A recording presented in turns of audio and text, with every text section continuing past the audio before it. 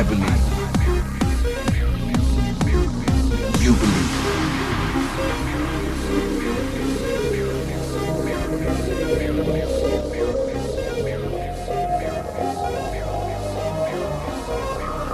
Do you believe in coincidence? I don't believe in coincidence.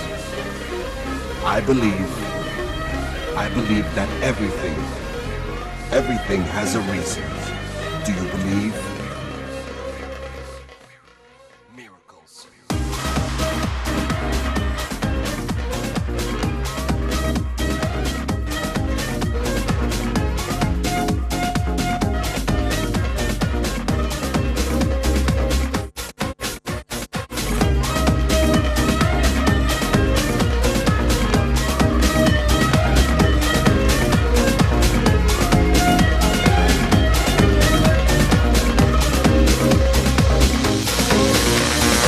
Number One TV ekranlarında benim gençlik platformu Patlıcan kaldığı yerden devam ediyor ve şu anda yanımda Türkiye'nin en yakışıklı ve en ünlü DJ'lerinden Hüseyin Karadayı var. Hüseyin nasılsın?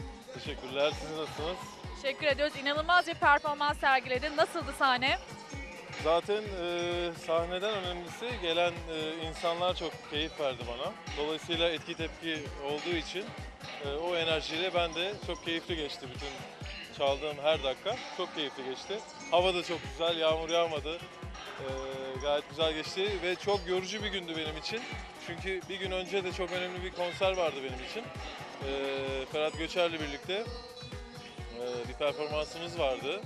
Fenerbahçe tarafında. Tabii reklam yapmayalım burada, mekanın reklamına. O da çok güzel geçti, keyifli geçti. Bir de yeni albümümüz. Evet, ona gelelim.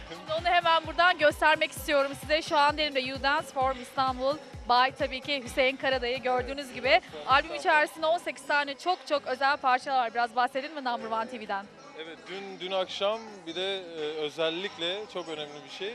Albümün çıkış şarkısı Yalan, Is It a Lie biliyorsun. Onun klip çekimini yaptık.